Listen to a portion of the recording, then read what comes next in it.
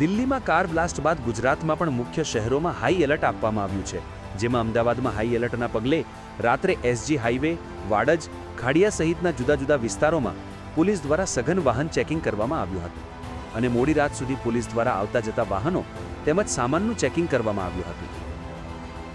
CP સાહેબની સૂચના અને માર્ગદર્શન હેઠળ અમદાવાદ પોલીસ ફૂલ એલર્ટ મોડમાં છે અને સિટીમાં જુદા જુદા વિસ્તારમાં વ્હીકલ ચેકિંગ પોઈન્ટ રાખેલા છે. જુવાપુરામાં પણ જુવાપુરા 4 રસ્તા ઉપર ચેકિંગ ચાલુ છે અને કોઈ પણ રીતના શંકાસ્પદ વાહન કે ઈસમ કે રેન્ડમ ચેકિંગ પણ ચાલી રહી છે અને અત્યારે ફૂલ એલર્ટ મોડમાં છે પોલીસ. સુરત શહેરમાં પણ દિલ્હી બ્લાસ્ટની ઘટનાને પગલે પોલીસે સઘન ચેકિંગ હાથ ધર્યું છે. પોલીસ કમિશનર સહિતના અધિકારીઓએ સુરતના અલગ અલગ વિસ્તારોમાં પેટ્રોલિંગ અને ચેકિંગ કરીને શહેરના અલગ અલગ એન્ટ્રી અને એક્ઝિટ પોઈન્ટ પર પોલીસે બેરિકેડિંગ કરી વાહનોની તપાસ શરૂ કરી હતી. ત્યાં સંવેદનશીલ વિસ્તારોમાં જૂના અપરાધીઓ અને શંકાસ્પદ લોકોની પૂછપરછ પણ શરૂ કરી છે. આ સાથે જ લોકોને પણ અપીલ કરવામાં આવી છે કે જો તેઓના ધ્યાનમાં કોઈ શંકાસ્પદ હિલચાલ અથવા તો વ્યક્તિ ધ્યાનમાં આવે તો તુરંત જ પોલીસને જાણ કરવામાં આવે. રાજકોટ શહેર પોલીસ કમિશનર બ્રજેશકુમાર ઝા દ્વારા કોમ્બિંગના આદેશ આપવામાં આવ્યા હતા અને રાજકોટ રેન્જના 5 જિલ્લાઓમાં એલર્ટ આપવામાં આવ્યું હતું. રેન્જ આઈજી અશોકકુમાર યાદવે જણાવ્યું હતું કે ડીસીપી સહિતના ઉચ્ચ અધિકારીઓ ફિલ્ડમાં હતા અને મોડી રાત સુધી નાકાબંધી કરીને ચેકિંગ હાથ ધરાયું હતું. ધાર્મિક સ્થળ અંબાજીમાં પણ સઘન સુરક્ષા વ્યવસ્થા ઊભી કરવામાં આવી છે તેમજ કોઈપણ જાતની અનિચ્છનીય ઘટના ન બને તે માટે મંદિર પરિસરની તમામ પોલીસને સતર્ક કરાઈ છે. મંદિર પરિસરમાં પણ ડોગ સ્ક્વોડ દ્વારા તપાસ કરવામાં આવી છે.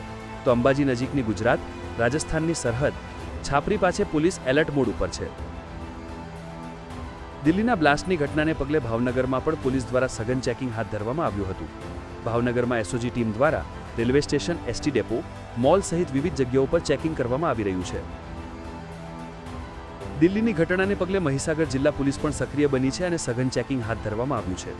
જિલ્લા મથક લુણાવાડા સહિત સમગ્ર જિલ્લામાં વિવિધ જાહેર સ્થળો, હાઈવે માર્ગો અને મહત્વપૂર્ણ ચોકડીઓ પર વાહન ચેકિંગ ચાલી રહ્યું છે. મહીસાગર જિલ્લામાં આવેલી ગુજરાત રાજસ્થાનની સરહદ પરની ચેકપોસ્ટ પર પણ સુરક્ષા વધારી લેવામાં આવી છે. દિલ્હીમાં થયેલા કાર બ્લાસ્ટ બાદ ખેડા જિલ્લાના મુખ્ય મથક નડિયાદ ખાતે રેલવે સ્ટેશન ઉપર આવતા જતા મુસાફરો તેમજ અન્ય સ્થળો ઉપર રેલવે આરપીએફ, રેલવે હોમગાર્ડ તથા રેલવે પોલીસ દ્વારા સઘન તપાસ કરવામાં આવી રહી છે, જેમાં રેલવેમાં મુસાફરી કરતા વ્યક્તિની ટિકિટ તેમજ માલસામાનની તપાસ કરવામાં આવી રહી છે. દિલ્હીમાં કારમાં થયેલા વિસ્ફોટની ઘટનાને પગલે રાજ્યના મોરબી જિલ્લામાં પણ સઘન ચેકિંગ ઝુંબેશ હાથ ધરવામાં આવ્યું છે. મોરબીની અલગ અલગ હોટલ અને વાહન ચેકિંગ હાથ ધરવામાં આવ્યું છે. એસઓજી, એલસીબી સહિત મોરબી જિલ્લામાં મોરબી, માળિયા, વાંકાનેર, ટંકારા અને હળવદ તાલુકામાં પોલીસ દ્વારા રાતભર સઘન ચેકિંગ હાથ ધરવામાં આવ્યું હતું. દિલ્હીમાં કારમાં થયેલા વિસ્ફોટની ઘટનાને પગલે વલસાડ જિલ્લા પોલીસ તંત્ર સતર્ક બન્યું છે.